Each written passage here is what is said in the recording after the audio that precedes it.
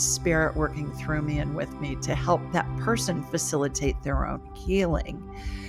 I'm very descriptive, as I mentioned, about what I'm seeing in my mind's eye. So I'm watching the healing occur.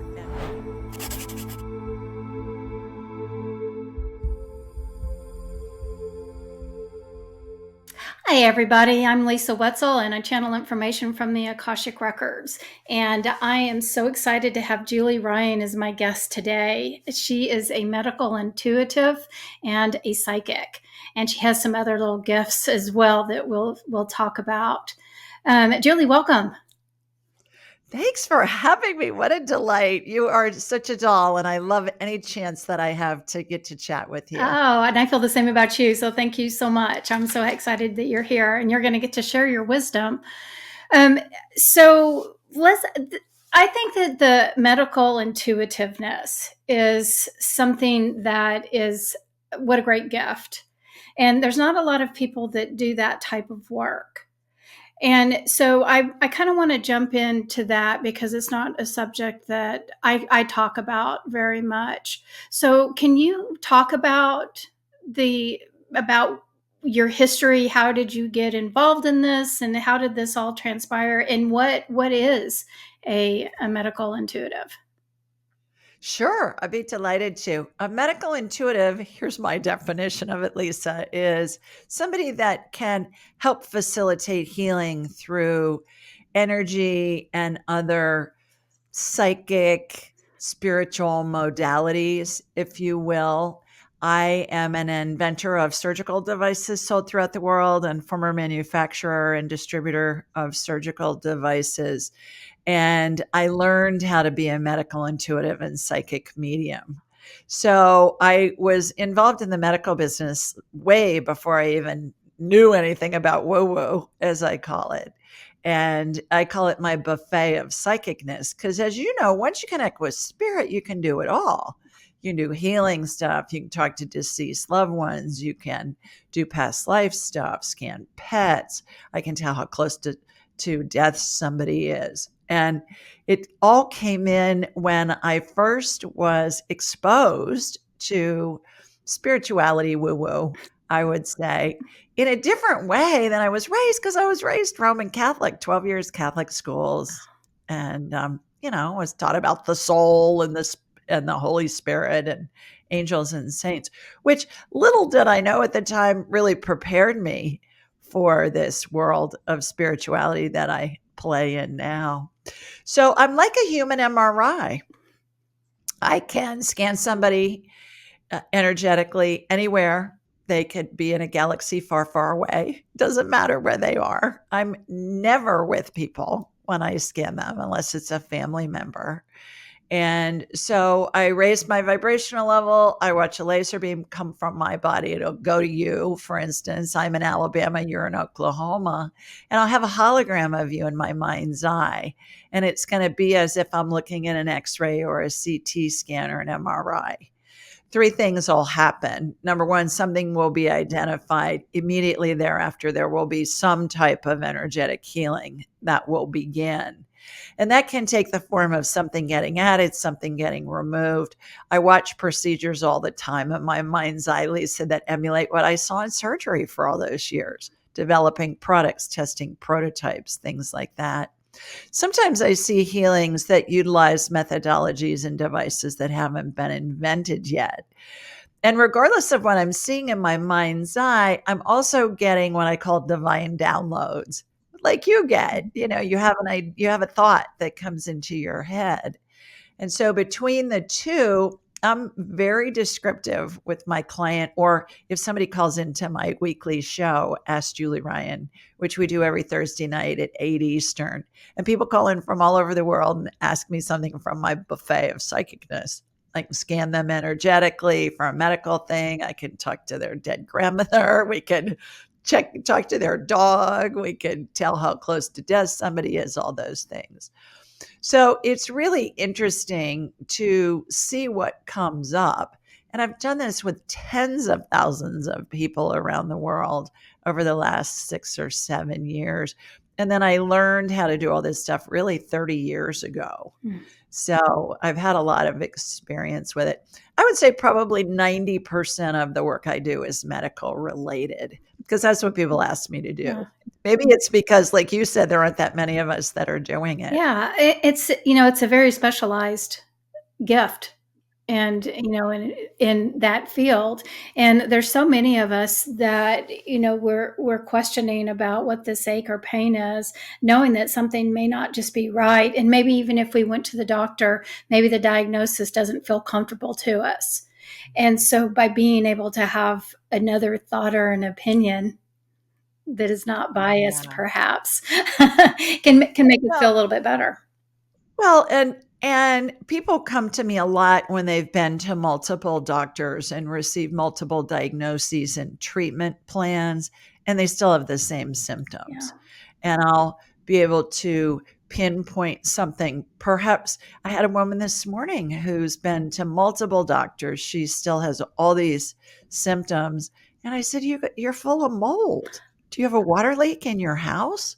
And she said, No, but we had a new roof put on a few years ago because we had a big water leak. And I said, Well, chances are good you've got mold. And you know about that. You've been exposed to that. Maybe not in your own home, but certainly with others with whom you've known throughout your life. And so what I did was then I went and I scanned her house. And I said, okay, you walk in the front door, there's the foyer. It's a one-story foyer. You've got a wall in the front, and the wall behind the drywall, you've got a bunch of mold Yeah. issues there. And she's like, oh my God, how how did I not know that? Yeah.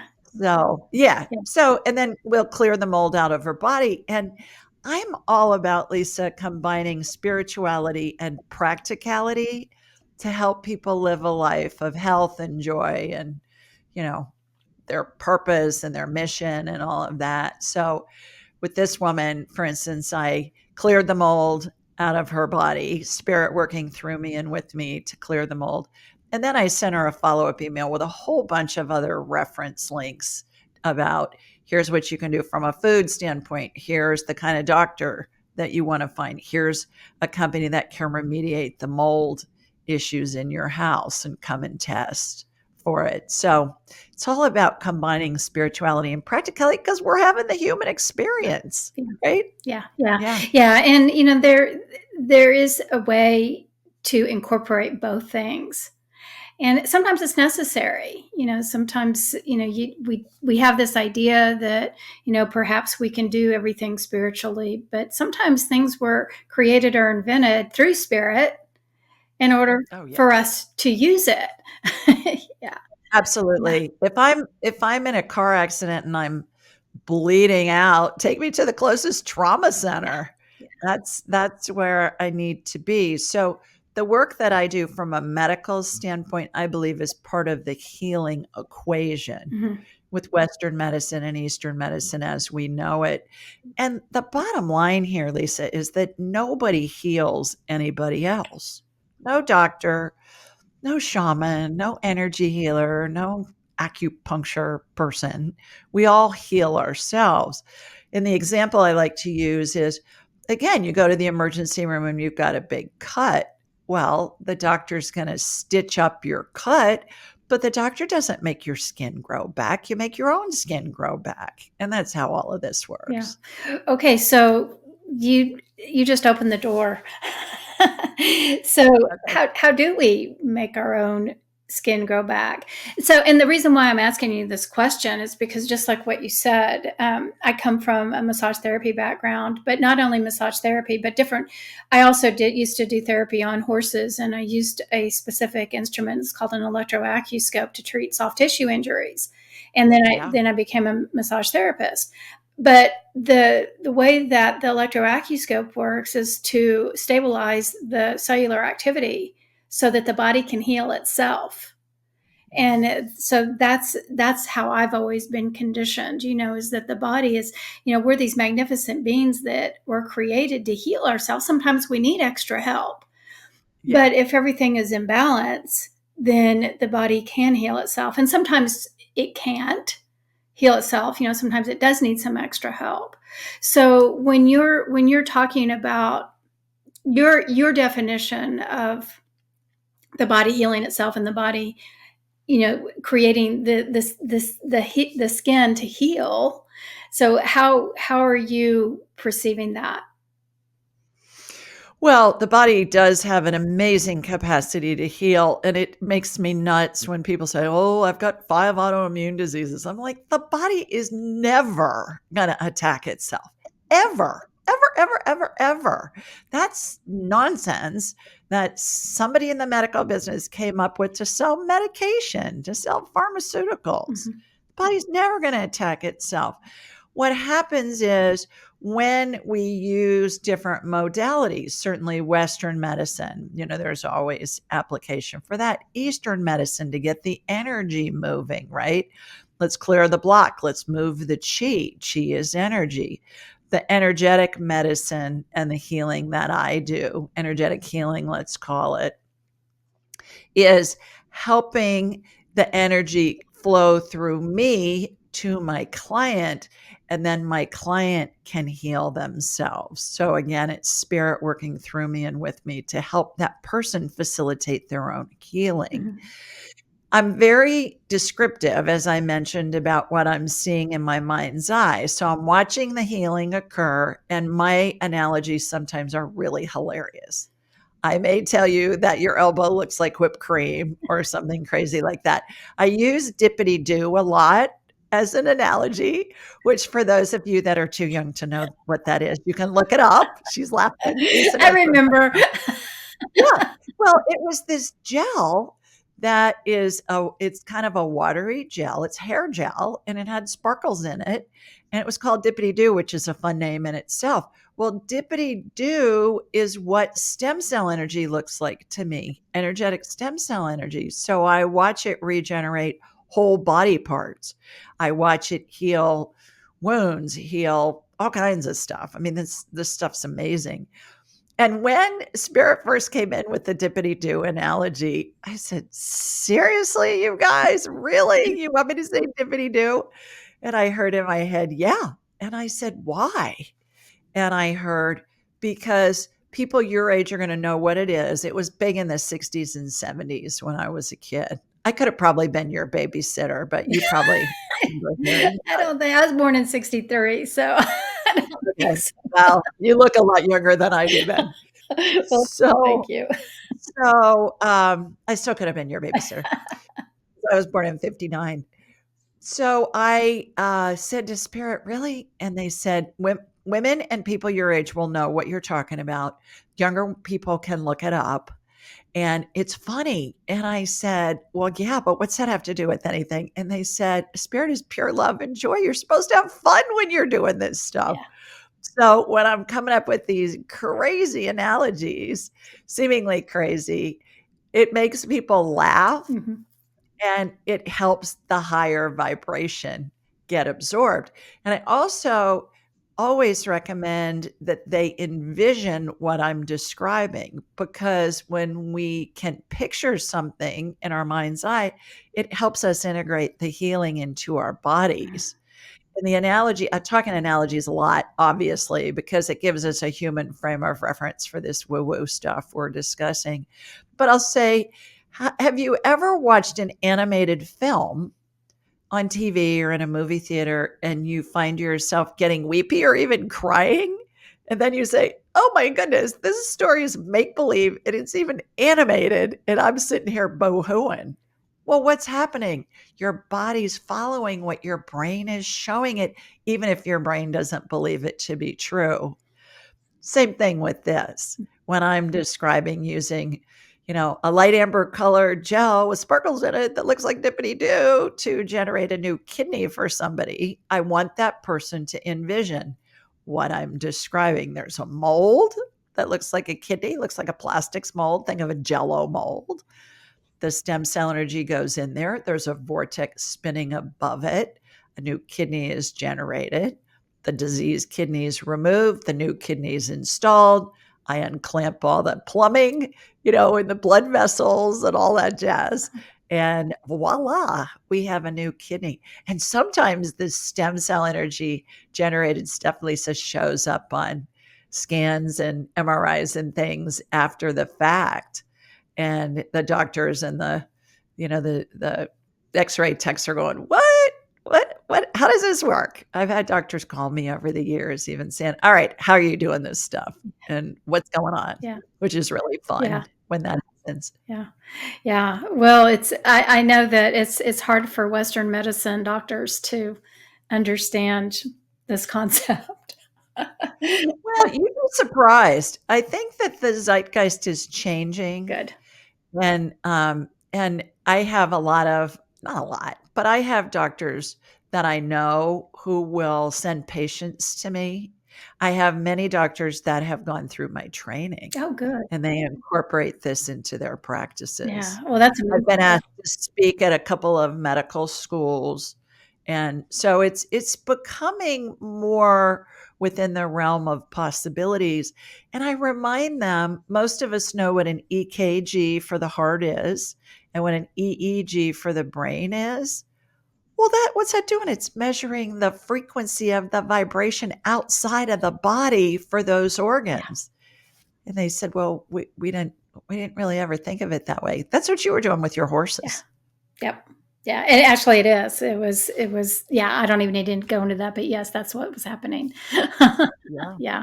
So, well, I'm kind of curious about what you're talking about. So you're seeing an increase in doctors being interested in alternative forms of healing?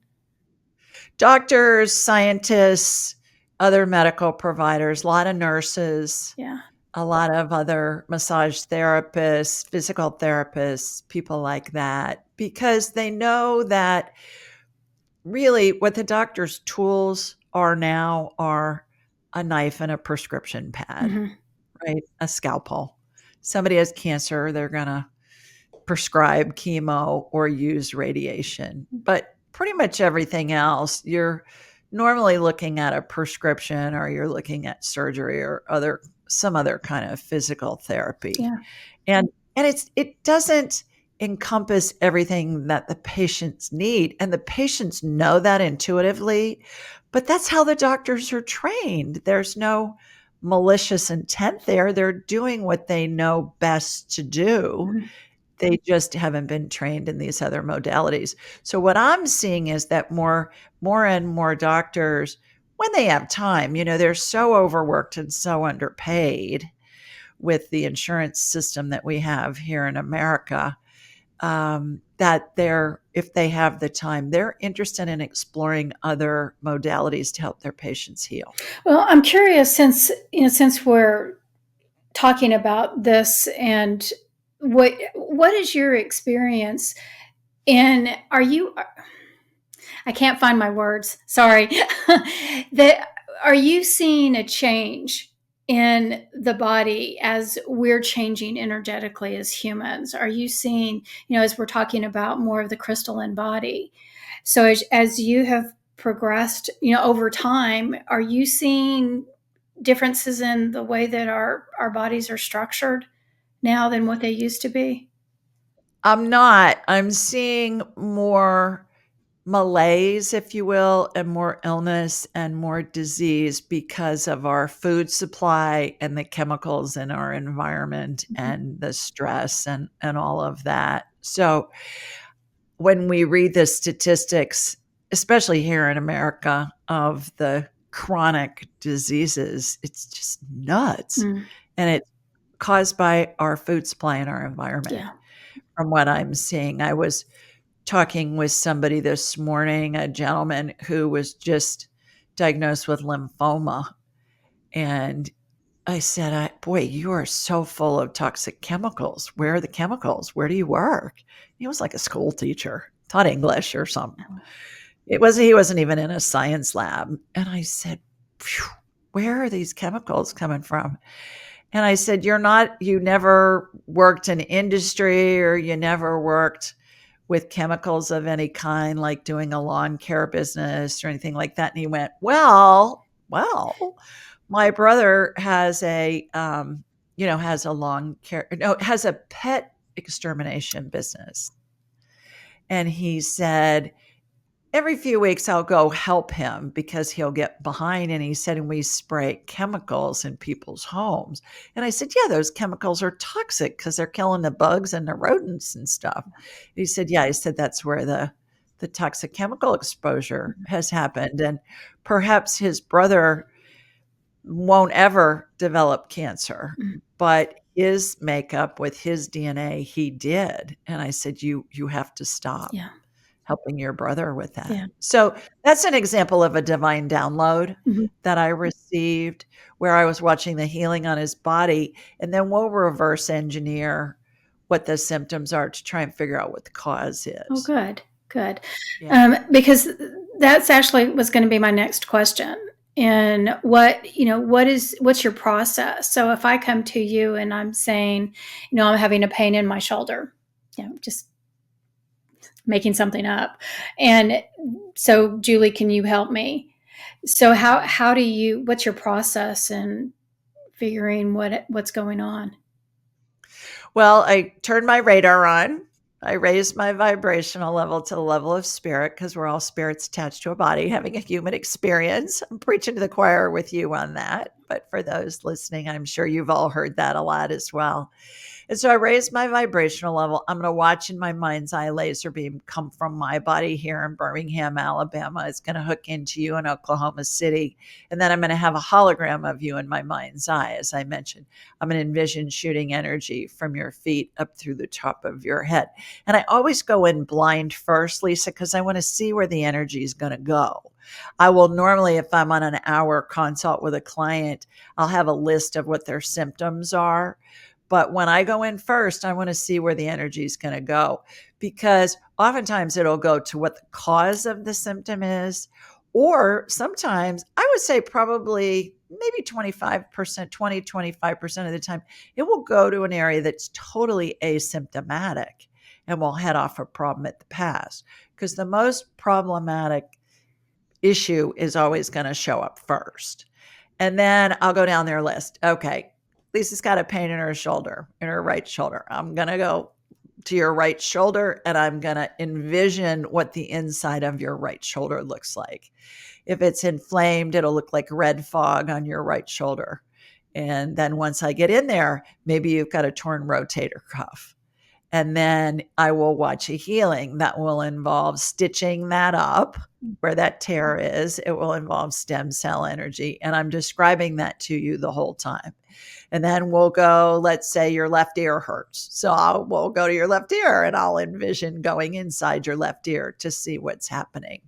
Or maybe your right knee hurts and I'll go to your right knee and it's like I'm a human MRI. So I'll say, okay, you got bone on bone here or did you have an injury? Because you've got a chip out of the ball of the ball and socket in your knee, and we'll use stem cell energy to smooth that out. And where that jagged edge is with the chip, that's just irritating the tissue in there. I mean, it gets that Yeah, detailed. that's pretty Yeah. impressive that you can do Yeah. that much. And a lot of it emulates, as I mentioned, what I saw in surgery. So arthritis in the joints looks like that white, crunchy buildup on a battery that's Yeah, expired. yeah, You know, yeah, or on a car yeah, battery yeah. even. It's the acidy Most of buildup it, or whatever. yeah, it's like a calcium Yeah, buildup. And and that's what it looks like in surgery on the monitors when a knee or a shoulder or a hip's getting scoped. It looks like that white crunchy stuff that you see on a battery that's yeah, expired. So I'll watch that get removed and we'll add stem cell energy and create some padding in there. And yeah, it's remarkable the things that I get to see and witness. And many times my client can feel it when I'm in an area. Say I'm working on your right knee. You may feel it. It may feel warm. It may feel tingly, whatever. Sometimes the healing is occurring instantly. I had a client that had a ganglion on her knuckle of her hand, which was like a growth. mm, And halfway through the session, she said, this thing's shrinking before my eyes. I mean, I'm watching it go down. And then about an hour after we parted, she sent me an email. She said, it's completely gone. wow, that's amazing. but that's not me. That's spirit working through me and with me so she can heal Yeah. herself, Yeah. right? Yeah. And I always remind my clients of that. The other thing I think that's important to remember too is that the healing has happened on the energetic level, then it needs to integrate into the person's body. That can happen instantly. It can take days, weeks, months, may need some complementary care like change in diet, physical therapy, whatever. But certainly it's always our spirit's prerogative to utilize a healing in a way that's going to best facilitate whatever the client spirit wants to explore and experience in this lifetime. Yeah. And one last point, there's always an emotional component in place. Always, always. Is that your next question? No, but I like that. I like it. I like the comment because Yeah, yes, there is always. always, always. And so, how we figure out what the emotional component is, as I perceive it, the main part of us is our spirit. It's pure energy. And that's the main part. The body is inside the spirit. As a good little Catholic girl, I was taught the spirit or the soul is someplace in the chest. That's not what I perceive.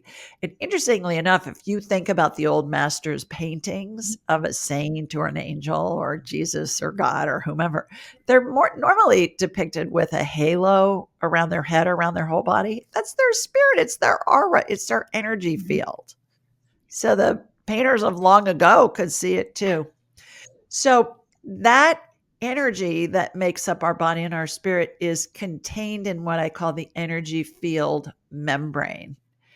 It's like a really thin plastic bag that houses the energy. Because, when you have energy used for a specific purpose, like water, that you want to water your yard with the water, it's in a hose, right? It's contained in a hose. Same with this.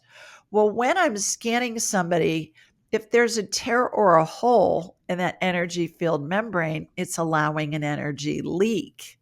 Energy leaks always precede any kind of medical condition, and they're caused by an energy block, a la Eastern medicine. Energy blocks, in turn, are caused by an emotional event, either in this life or a past life. Mhm. So I'll envision going into that tear or hole.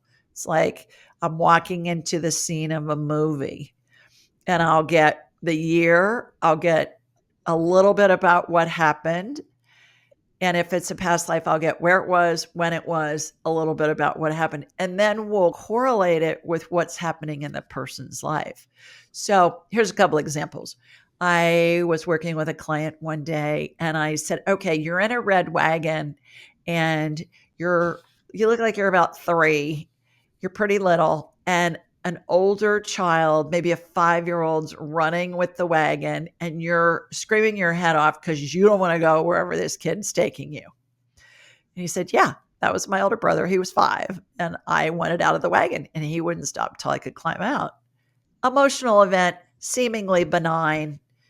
However, to a 3-year-old, a big deal, right? Mhm. Causes an energy block. I'll say more about that in a minute. My most favorite dramatic story is about a woman who lives in Guernsey, which is one of the northern British Isles. Mhm. And I saw a scene of her as a preteen, and there was an explosion behind her. And I said, does that mean anything to you? And she said, oh, yeah. I was a victim of an IRA bombing when I was 11. And she said, I stood up on a bench to look at something. The bomb exploded. She said, I still have shrapnel in my thigh, and went on to tell me she'd been in the hospital for I think she said 3 months Mhm. when that happened. Now that's a dramatic event, right? Opposite ends of the spectrum. Doesn't matter what it was because that energy block forms, looks like a little kernel of unpopped popcorn to me. Mhm. And then other emotional events, energy piles on top of it, eventually causing enough pressure, causes a blowout in this membrane, body's leaking power. So as soon as we identify it, the energy field membrane heals, body's working on full power now, helps the body regain and maintain health. It's really remarkable, the stuff that I get to Yeah. see with those energy field membrane healings. And it's the most important part of a healing because we can fix body parts all day long, but if you're leaking power, what's the point? Yeah. So how do you see that these emotional situations, the emotion, I don't know if you want to call it emotional traumas or blockages or emotional blockages, how does that affect the body as far as can the body have a disease or a weakness because of these emotional traumas? Yes, because it causes a blowout in that energy field membrane. So the body's leaking power. The body's not working on full power because the spirit is the power source for the body. Mm-hmm. So there's a leak in that container. Let me give you an analogy. Maybe it'll make it a little clearer for everybody. Imagine you go to the pet store and you buy a goldfish. They're going to put the fish in a bag of water in order for you to get it home. Well, imagine that bag gets a pinhole in it and water's draining out a drop at a time. For a long time, that fish is going to be fine. However, when enough water drains out, that fish is going to be in trouble. Mm-hmm. And that's what happens to the human body. And unlike psychotherapy, which there's always room for psychotherapy, unlike psychotherapy, where they'll say, now, Lisa, we're going to talk about your life. And it'll be like peeling an onion a layer at a time. I just want to get the onion out by the root because it removes all of that emotional energy in one fell swoop. Energy field membrane heals, body's working on full power, helps the body regain and maintain health. Incidentally, I've never seen an energy field membrane rupture again after it's been healed. Mm-hmm. Never. In tens of thousands of clients. Can it? Yeah. Have I ever seen it? No. So I think that there's a pretty good chance that it doesn't. Oh, good. Okay. So, I've seen the way that, my background is because some of what you're talking about just reminds me of healing touch, of that therapy, because they deal with that field and they talk about leaks and different things like that. And so you're taking me back to my massage therapy days. That's that's why I'm picking at this a little bit. And so I've heard of that, but I'm not familiar with it. Yeah. And it's it's another form of energy healing. There's so many different forms, but it's just one specific form. But what I've experienced, and the reason why I was asking that question, just trying to narrow it down a little bit, and we may not be able to, but I've had experiences when I was giving a massage that I may find something that's going on with the knee.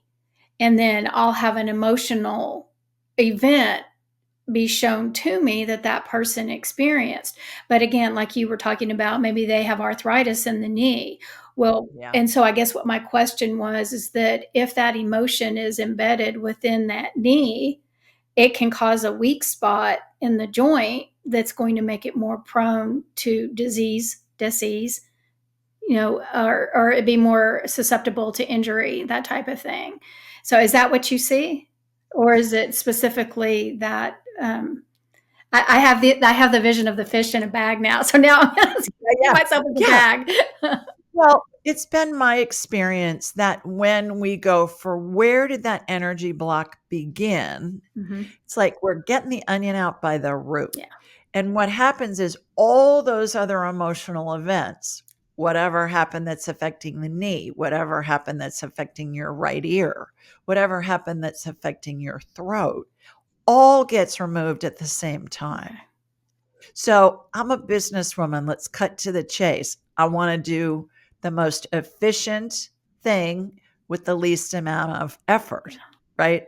So if we can clear all that stuff in one fell swoop, that's what this healing modality is. And I didn't learn this. This came into me from spirit. So I teach it now, but I didn't learn it anywhere. Yeah. Well, that is a question. Where did you learn it and how did you learn it? And so it was given to you through spirit. I did study energy healing 30 years ago, and it was the Barbara Brennan energy healing. I worked with a woman who was a graduate of Barbara Brennan's school. And for those of you listening that don't know who Barbara Brennan was, she's deceased now. She was a former NASA physicist who parlayed very complex quantum physics methodologies into understandable English, methodologies and concepts, I'll say, into understandable English for the non-scientific mind. That would be me. I'm just a businesswoman. Well, I don't know about the, quantum physics stuff. Yeah. And so that's really, I read a book 30 years ago that a friend gave me called Anatomy of the Spirit by Carolyn Mace, who called herself a medical intuitive. And at that point, I'd been in the medical supply industry for about 10 years. And I thought, what the heck is that? I never heard that term before. And so that's really what started me on my journey. Yeah. Well, you're bringing back memories. So You read those books too. So just so for those of you that don't know, Barbara Brennan was really renowned in her school, and being in the massage therapy field as well. I was the director of a school, and I also taught massage therapy. The Barbara Brennan School was very well known. So probably 80s and 90s, early to Yes. 2000s, where she was mid 90s is when I first she was a big deal. That her school was a big deal. And then of course Carolyn Miss has all kinds of books that are of interest that I started out reading the stuff, her stuff back in the 90s and early 90s. Yeah. So she's an oldie but a goodie too. Right. Yeah, these are for those of you that are new to this, these are our foundational teachers. Well, and I think they start us on our path, and then we take things that we learn from them, and then we add other things with different trainings that we do and information that's downloaded to us from spirit. And we just kind of come up with our own mishmash of, Lisa's technique or Julie's technique. And I tell my students that I say, here's what I do. It's a jumping off point for you. Your own techniques, your own modalities are going to come in. I'm teaching you, this is what I do. And I'm most importantly teaching you how to communicate with spirit and trust the information you get and trust you're being led to do whatever it is that you're being called to do as far as the spiritual work goes. Yeah. And that's so important in this field to understand, because we have a tendency to want to be like somebody else. And, it's good for us to learn that foundation. We kind of start off with a basic foundation, but we all have different gifts. I don't know anybody that reads the Akashic records like I do. I just have my weird little quirky things that I do that other people don't. But I had to be taught the foundation. And then as we were taught the foundation, then we start finding these little gifts, these little nuggets that start showing up and help us to become our unique selves, to where I'm not exactly like Julie, and Julie's not exactly like Lisa. And again, I'm going back to the massage therapy thing. Apparently this seems to be my theme today, but thank you for bringing those memories back to me. But, I used to teach Swedish massage. Well, Swedish massage is just the foundational format of massage therapy. And how we used to teach it is, here's the routine. These are the basic strokes. These are this is the routine. But then once you get that foundation, then you're going to find that the little voice inside your head, our guidance, is going to start intervening and start saying, you need to veer off a little bit. You need to hold the hip, and then you need to hold the knee. And then these little gifts that we have and the little nuggets are shown to us through our guidance and our spirit to find our unique self and help us to build on who we are as individuals. So I like that you're bringing that up, because it's extremely important that we don't compare ourselves, but just recognize that we all start with a base, and then we become who we're meant to be, not who other people are.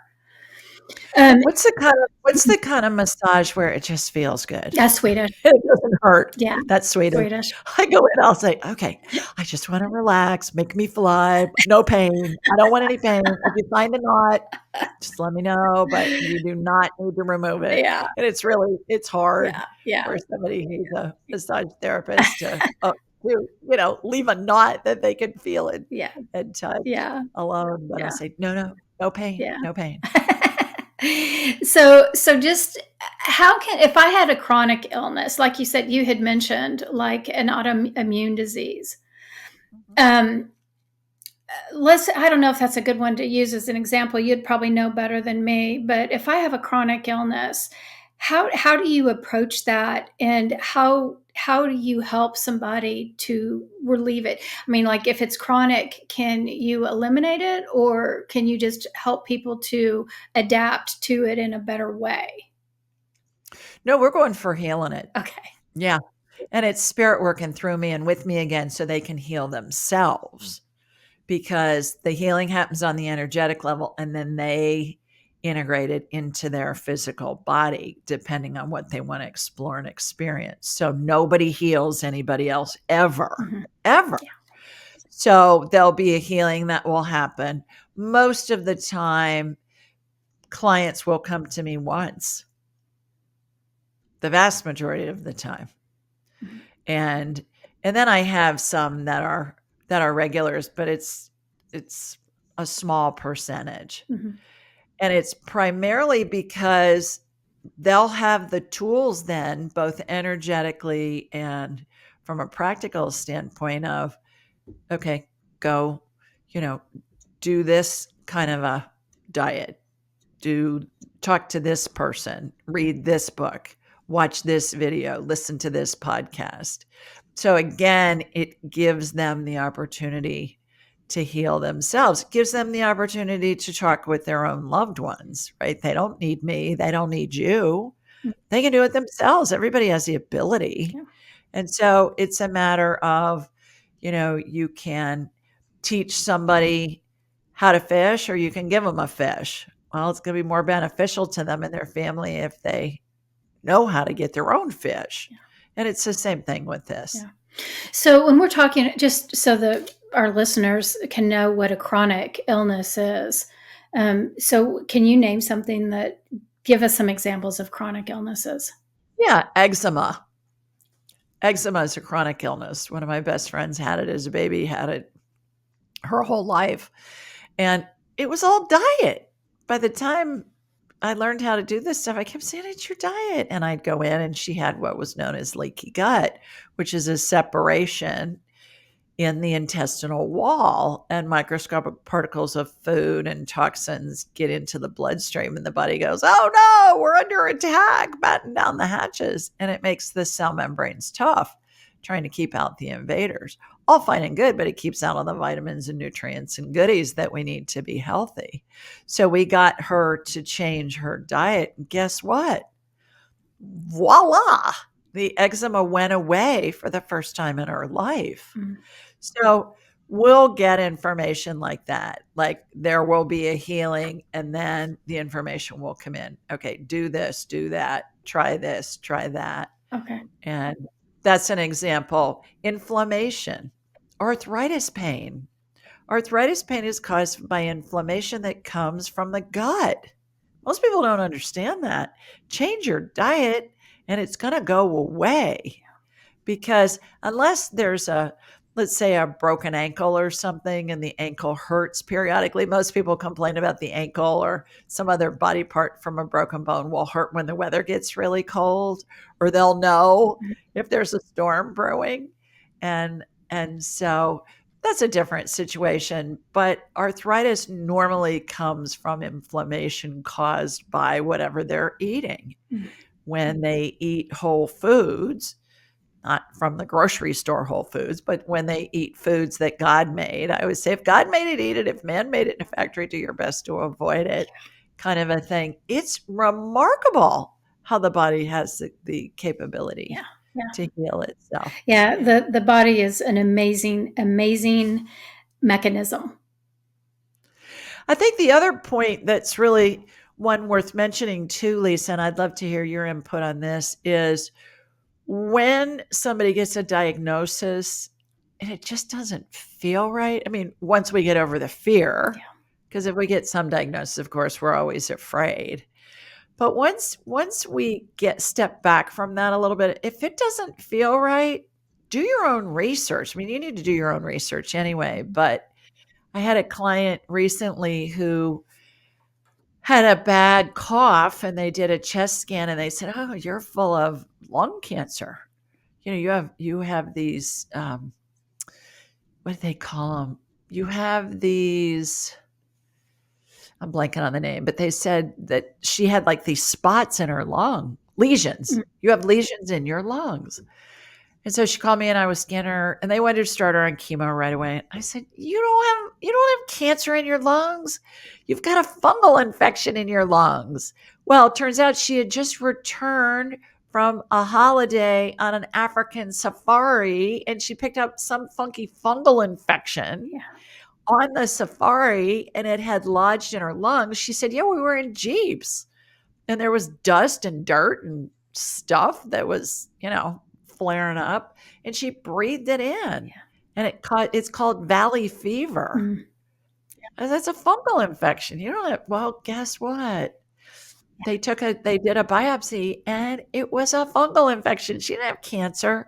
So point being, when you get a diagnosis that feels very ominous, do your research on it. Yeah. Get multiple opinions because the medical system is not fallible Mhm.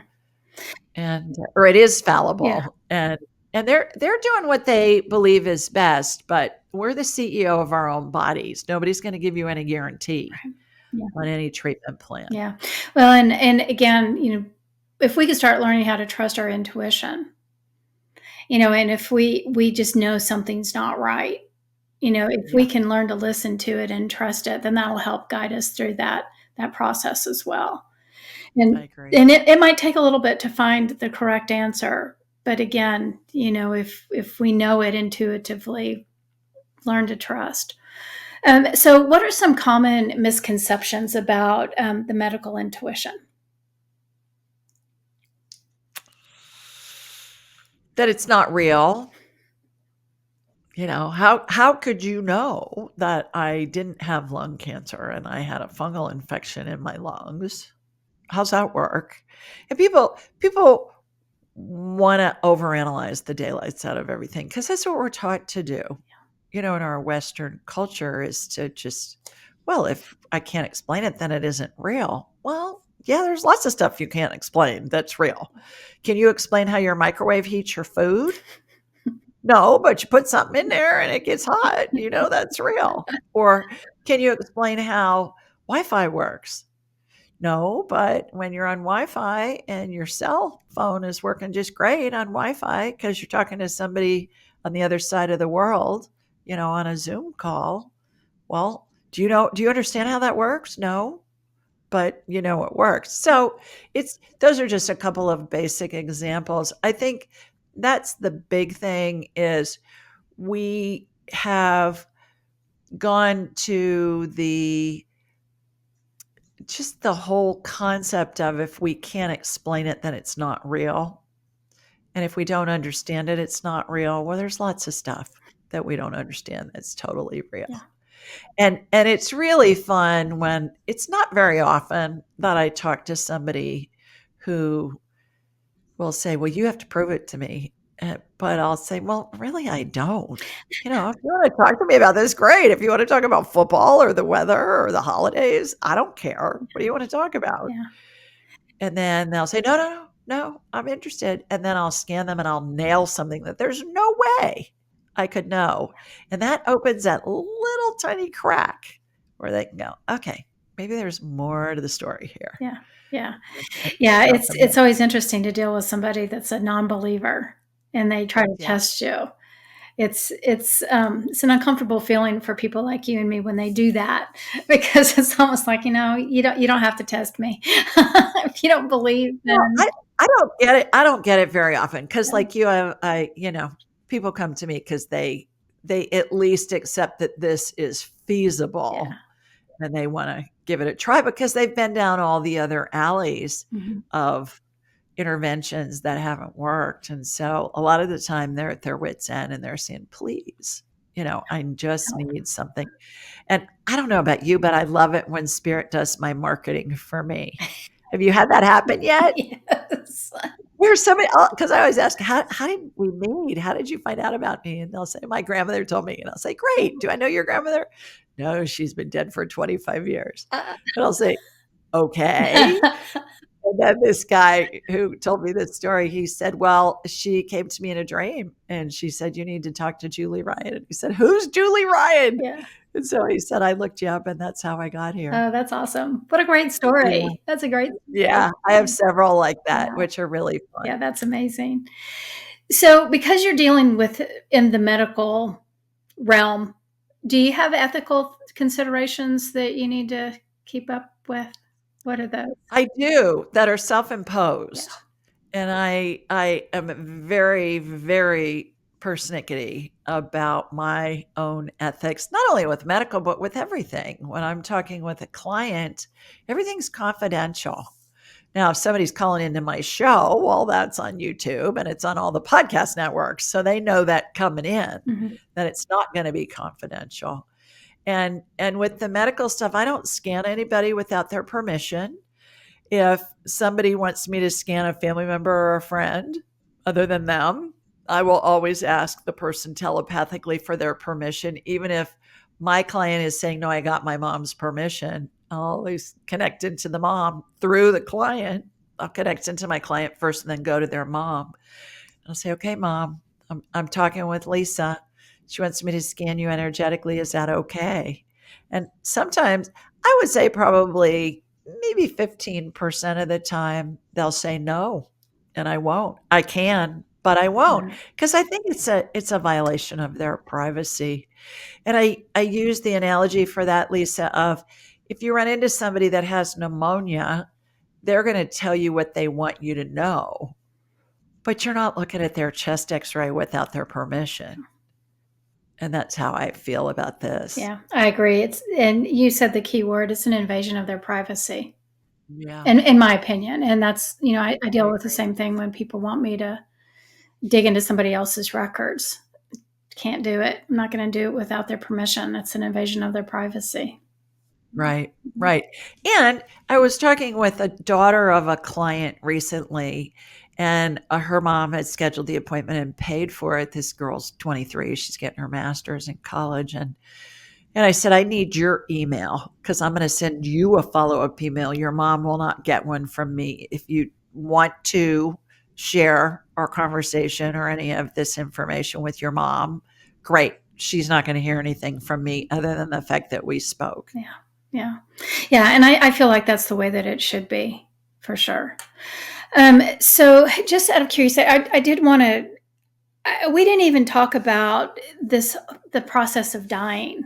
We have, Yeah, and we're kind of running a little bit short of time, but I kind of do want to touch on this before sure. I let you go.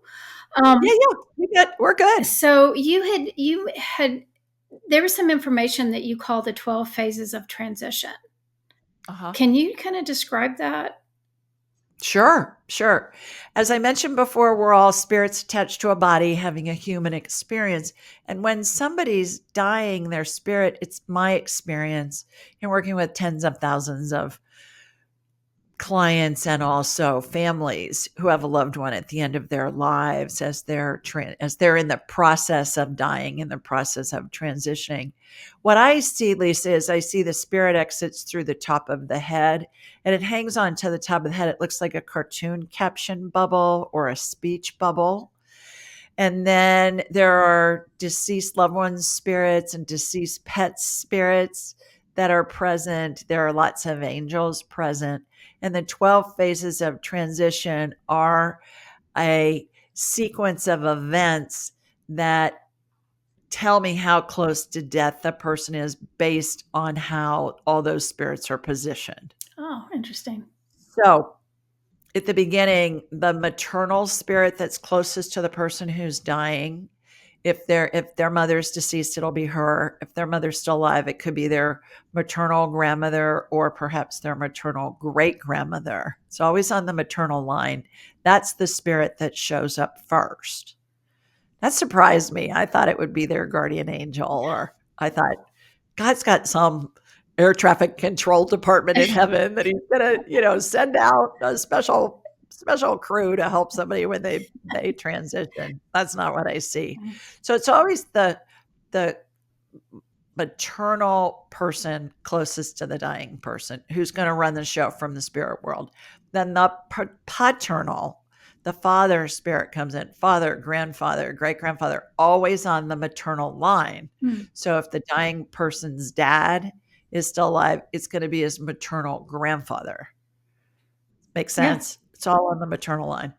And then the maternal spirit, the mother's spirit, calls in the angels, which really surprised me, but I've seen it so many times I just don't question it anymore. And these are big old angels as I perceive them. Very tall, big wings, white gown, rope belt, barefoot. Is that what angels really look like? That's how they appear to me. That's how I was taught they look. Yeah. Somebody growing up in an indigenous culture in the Amazon may see angel energy as just a blob of a royal blue ball or something. Mhm. We're all going to process this through our own frame of reference. So as the person is getting closer to death, that circle that's anchored, circle of angels that's anchored by the parents' spirits, is going to open up into a horseshoe and then eventually a straight line across, let's say, the foot of the bed, if somebody's in a bed and they're dying. Pet spirits come in halfway through. They're kind of always over and to the right. I call that the dog pound, regardless of what kind of pets are in there. And sometimes I'll see farm animals spirits, which is hilarious. And I'll say, did your grandmother grow up on a farm or does she live on a farm now? They'll say, yeah, how'd you know? I said, well, there's horses and chicks and bunnies and pigs and stuff like cows there. Two other interesting nuances. Midway through the dying process, so about phase 6-ish, there are extra angels that show up on either side of what I call the spirit bubble. That's that spirit that's hanging on to the top of the head. And around phase 9, their wings begin to move. And I saw this the first time with my mother in 2002 when she was dying. And I'd never seen any of this before. And I thought, oh, this is interesting. My heart's breaking because my mother's dying on the human side. And on the spiritual side, I'm saying, this is interesting and it's glorious and it's beautiful. And oh my gosh, I feel like I'm on a teeter-totter balancing both ends of the spectrum. So when their wings start to move, it reminds me of a giant owl. Have you ever seen a documentary, perhaps of a giant owl, where they're silent when an owl is in flight, but you can almost feel the drag that their wings produce?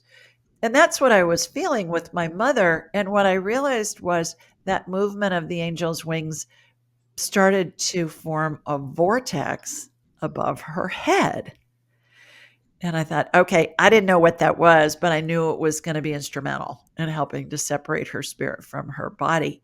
And now I know that's what near-death experience people, a lot of them talk about. They go into the tunnel, they go into a vortex. Yeah.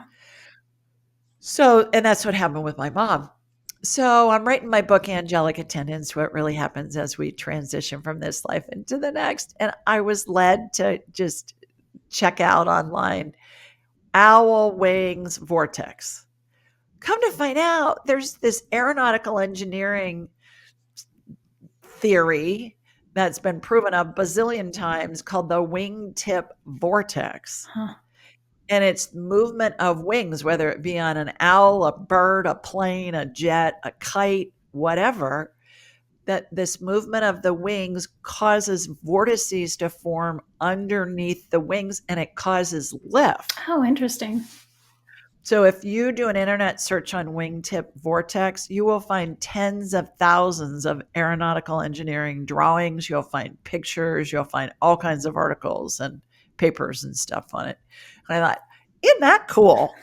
We got movement of angels from the spirit world that's causing a phenomenon in our world that I can see, I can feel, I can hear.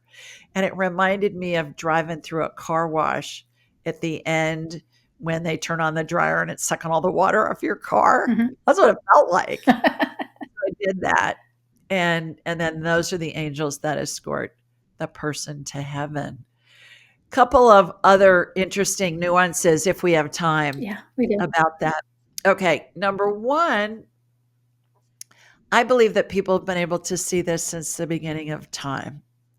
And so there's a prayer at the end of every Roman Catholic funeral called In Paradisum. And in Latin, it means into paradise. And it talks about how the angels and your loved ones will greet you and lead you into paradise. And I thought, where did that originate? Found out it started as a Gregorian chant in the 5th century. So perhaps it took till the 5th century for someone to be well educated enough that they could read and write. And perhaps since the most learned people were men living in monasteries and synagogues, it was some monk that wrote something about that came into a prayer as a Gregorian chant that people could see for forever.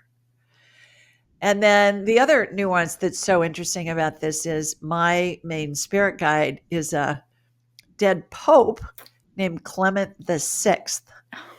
And one day he showed up and he had his pope hat on, his pope outfit, and the whole 9 yards. And I said, "Well, who are you?" And he said, "I'm Clement." And I said, "Okay, great. Never heard of a Clement." He said, "Well, I was number 6." I said, "Okay, how may I help you?" And he'll kind of like, "Why are you here?" And he said, "You're supposed to teach the world what happens when somebody dies." Oh, And I said, "I'm not doing that. I'm a businesswoman. People will think I'm nuts." And he said, yeah. Just get on with it because people are so afraid to die and there's no reason. It's glorious. yeah, Not necessarily today, but when the time is right. yeah. And I said, "Okay, yeah, you got the wrong girl. I'm not doing that." So I go to get in my car. I was with my mentor. She was doing a healing on me. I go to get in my car when I was leaving, Lisa, and I just looked him up on my phone.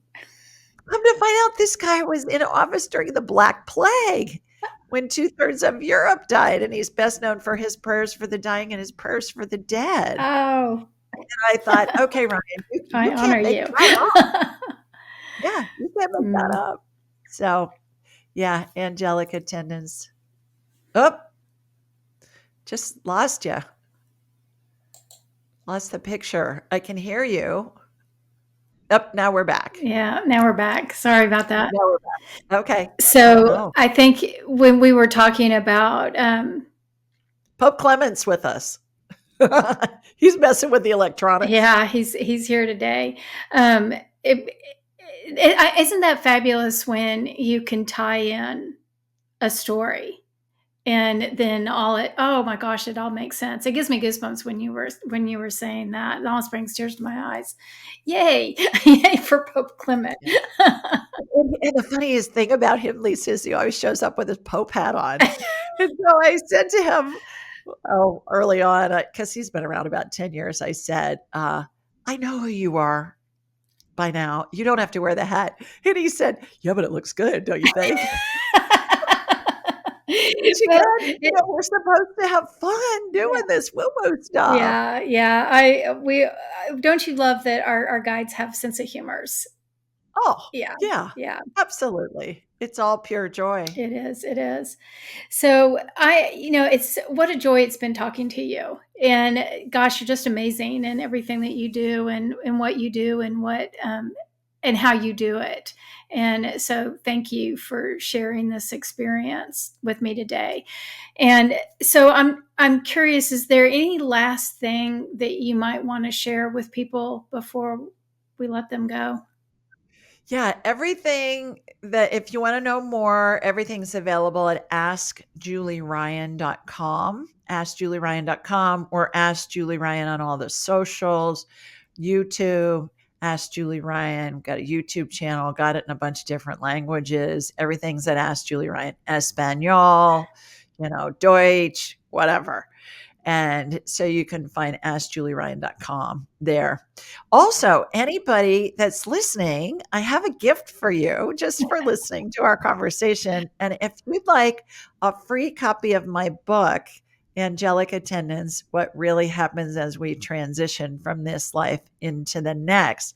And it has illustrations in it, even of these different phases of transition. So it really helps the understanding of what's going on. Because let's face it, we're all going to lose a loved one and we're all going to be there in ourselves Yeah. someday.